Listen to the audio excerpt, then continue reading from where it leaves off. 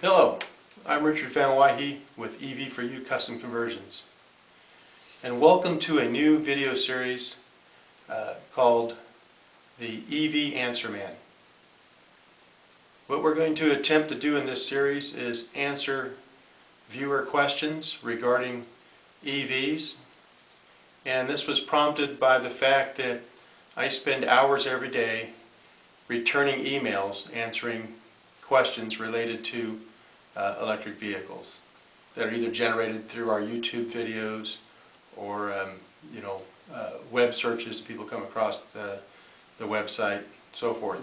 But anyway, I spend quite a bit of time answering questions and thought that if we had a weekly video series where we could take a few of the more common questions and address them, that would have some value. So we'll give it a try. I don't know how successful we'll be at maintaining a weekly video presence. For instance, this next week, Saturday, Sunday, and Monday, we're putting on our last of our 3-day hands-on conversion workshops for the year. So I'll be tied up in regards to that for Saturday, Sunday, and Monday. I'm busy with multiple businesses and so forth, so we'll see. But what we're going to try to do is we're going to answer your questions.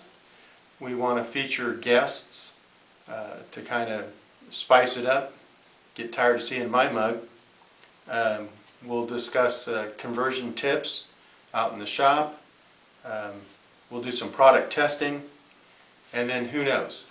We're pretty much open to see where this leads, but the bottom line is we want to produce something that has value to those who are either doing a conversion or considering doing an electric conversion. And that's what we're all about. We're desiring to put you behind the wheel of an electric vehicle, and everything we do is based on that premise. So we'll start this first one off with a question that we get a lot, and so let's go over to the conference room and we'll address that question. Okay, in our first attempt at this new video series, we're going to answer the question, how do you determine the pack size? Common question, how many batteries do I need to go a given distance? And so we're going to go through that and explain how you can determine what size of pack you need, how many batteries, so forth. So let's get started. Alright, so how do we determine what size the pack is, or needs to be?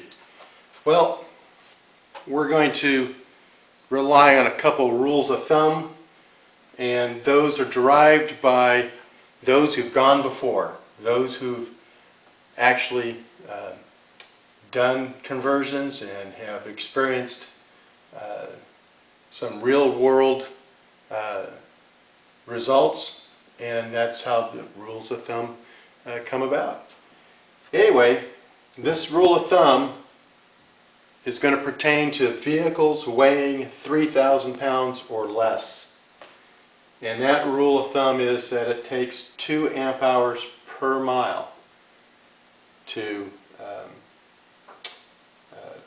go any given distance. So there's a range there. I mean, the variables in determining a figure like this, it's one, like we just mentioned, the weight of the vehicle, the aerodynamics, the rolling resistance, the terrain, and a big variable, the driver. And so this is a generalization or an average, or however you want to look at it, but it's a good starting point. The typical range that we see in the vehicles that we do and in our driving is a range of 1.5 amp hours per mile to 2 amp hours per mile. And how that breaks down is that we typically see that it takes more capacity for stop and go in town type of driving than it does on the freeway. And again, we're talking about a light vehicle, typically, aerodynamic. And so that's the range that we'll use for figuring our pack size. But let's back up a little bit here. We're talking about amp hours. What is an amp hour? An amp hour is the electric charge transferred past a specific point in the circuit by a current of 1 amp in 1 hour. So it's basically an equation of current flow and time.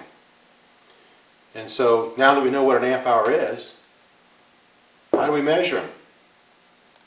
Well, we're going to measure it with an amp hour meter and a shunt.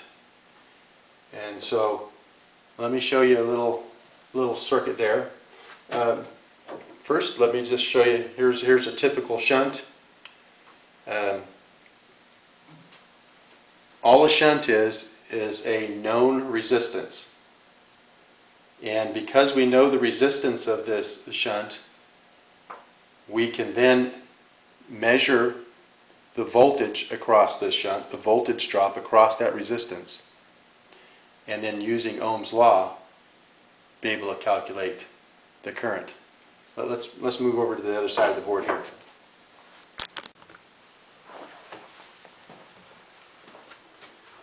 So what we have is we have our pack, and we're going to put our shunt on the negative side of the pack, closest to the pack, so there's no other load closer to the pack than the shunt. So the shunt will be measuring all of the current flow. And so our amp hour meter is going to be measuring the voltage drop across this known resistance, and then because it has a built-in timer, it will know the current based on that time factor and be able to calculate the amp hours and display that to you. And so it's going to be able to, by using Ohm's law, we know that volts divided by the resistance equals current. And so we're going to be measuring the volts. That's basically what this is doing. It's measuring the volts. And this is a known resistance, and common one that we use. This is a 500 amp shunt, and it's 50 millivolts at 500 amps. And so with that information, it's able to make that calculation. And so that's how we're going to measure our amp hours. Now, given our rule of thumb, we know that takes 2 amp hours per mile. That's a rule of thumb. We want to go 100 miles, and that would mean we'd need 200 amp hours. And if that's true, how far can we go on a 180 amp hour pack? Well, let's move to the board at the other end of the room, and we'll talk about that. Okay. Question was, how far can you go on a 180 amp hour cell, pack? Well, first off, we need to realize that we only have 80% of that that's usable. We're not going to use 100% of that capacity because it will damage our cells. And we really don't want to use 80%. If we only use 50%, we extend our cell life cycles by about 1.5 times. But anyway, this is a maximum case that we're discussing. So 80% of 180 amp hours is 144 amp hours that's usable. And so 144 amp hours divided by our rule of thumb of 2 amp hours per mile would give us 72 miles. And if we're going down the freeway and we're running efficient, level ground, no headwind, and we're only using 1.5 amp hours per mile, that would give us 96 miles of range. So that would be the range of that pack. You could say it's 72 to 96 miles of range. Now there's another rule of thumb that we can use, and that is based on kilowatt hours. And again, it's we're going to base this on a 3,000 pound or less vehicle, and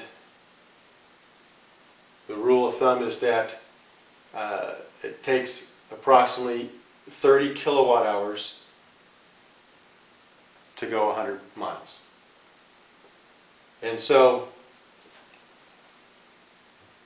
how do we figure kilowatt hours? Well, we're going to take the pack voltage times the amp hour rating of the cells. So we're going to kind of go about this backwards to figure how we get to 30 kilowatt hours. And so, like I just said, kilowatt hours is the pack voltage times the ampere hours of the cells. So, a common cell that you can purchase, and a very common one in use, is 180 ampere hour cells. So we'll take our 30 kilowatt hours that we want to get to, because we kind of like to get 100 miles of range, divide that by 180 amp hours. That tells us we're going to need 167 volts in our pack. So we take the 167 volts, divide that by 3.3. You can do 3.2, but we're going to use 3.3 for this example. So 3.3 volts per cell, that tells us we need 51 cells. So, and I did some rounding, so let's work this out. 51 cells times 3.3 volts per cell gives us 168 volts times 180 amp hours. That's 30,240 watt hours, or basically 30.2 kilowatt hours, which is what we were shooting for. That gives about 100 miles of range. So let's use a real-world example. And our most common pack that we use in our commuter package, we use 44 100 ampere hour cells for a 14.6 kilowatt hour pack. Well, using this rule of thumb, we should get about 50 miles or just slightly less. So, we know that 100 ampere hour cells, we actually only have 80 ampere hours of usable capacity, and we're going to do this based on the two different rules we've discussed. So we have 80 ampere hours usable at 2 amp hours per mile. That should get us 40 miles. At 1.5 amp hours per mile, that should put us up to 53 miles. So kind of in between there, figures right in with the other rule. And so our kilowatt hour rule and our ampere hour rule seem to be in agreement. So another real world example is the Karmann Ghia, which we just featured in another video series. The maximum range in real world driving is 60 miles. That's taken us down almost 80% depth of discharge. Not quite, but very close. And that figures out to be 1.3 amp hours per mile, which is not too bad. And that's on a freeway, that's freeway driving. The minimum amount of amp hours that we've experienced in most of our conversions, we've had some a little bit better, but the minimum on average is 1.2 amp hours per mile. And so that's kind of one end. The other end would be, 2.5 to 3. But like I said, the big variable there is going to be the driver. But you can't discount the area in which you live, the kind of terrain that you have, and of course your vehicle, how well it rolls and how aerodynamic it is. But I think you'll find that if you use these rules of thumb, that you can get pretty close. And if you're off on the low side, I would suggest that perhaps you ought to be a little more conscientious about your driving, take a look at your vehicle a little bit, and see why you're not falling within that rule of thumb parameter. Because we found it to be pretty accurate. We had a customer one time that had a vehicle that I personally had driven 52 miles, and he told me he couldn't go over 35 miles in it. So he and I went for a ride, and come to find out, he had a lead foot like you can't believe. And so it became obvious within the first couple blocks of why he wasn't getting the range. And so with a little bit of coaching, he then got to where he was getting what he should, and commented to me that even in his gasoline vehicles he was getting better mileage. It was just kind of poor driving habits that caused that. So anyway, there you have it. Well, we were talking about vehicles 3,000 pounds or less. So what about a vehicle that weighs more than 3,000 pounds? Well, guess what? You're going to need to watch our video series, because we will address that, but not this time. So stay tuned. More answers to come. Here's an example of a shunt in actual use. This is coming from the controller, or to the controller. And so here's our shunt. This is our negative charger connection. So as we are replenishing the pack, putting amps back into the pack, it's being measured through our shunt also. And so this is our most negative pack connection. This goes directly to our pack through a fuse. But so that's the shunt in actual conversion here. And let me show you an amp hour meter also. Alright, here's my new favorite amp hour meter. This is the JLD 404, and it displays amp hours as well as amps, volts, and amp hours. And it has a feature that allows you to scan through those settings. The other setting is hours and minutes. That's part of the internal clock that I mentioned earlier, that in order to figure amp hours, it's a product of both the current and time. And so there you have all of those aspects. And also allows us to reset it at 0. So here's my amp hours. The pack is fully charged and charger's shut off. So I'll reset this. Hold that button right there. It's at 0. I'll put it on the amp setting because that's what I have it on when I'm driving. Use that kind of as my efficiency gauge. But there you have it. How do you determine what size pack you want? Well, how far do you want to go? How much money you want to spend on batteries? But we've given you the ability to do those calculations and figure it for yourself.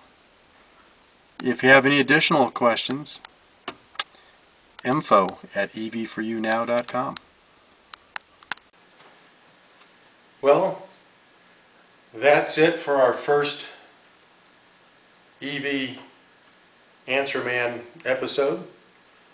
We kept it short and sweet, and we will try to do that in future ones, but it'll be based on the question or questions. We're only answering one question in this episode. In the future, we'll probably answer multiple questions.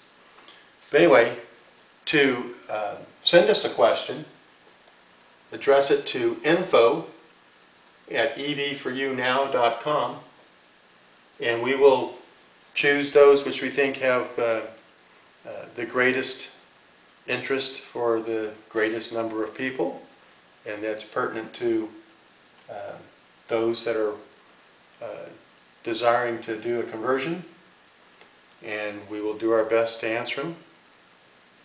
But you got to remember there's more than one way to answer a question. I mean, I can either give you the right answer, a wrong answer, a bunch of BS, or one of my favorites, if you can't convince them, confuse them. So you may have to beware. Anyway, we'll do our best to answer them correctly, and we'll try to mix things up by having some guests that are perhaps a little more of an authority on a particular topic. And so we hope that you will tune in and check us out and let us know what you want to know, and we'll do our best to get you some answers and increase your understanding. And from Shasta Lake, California, thanks for watching.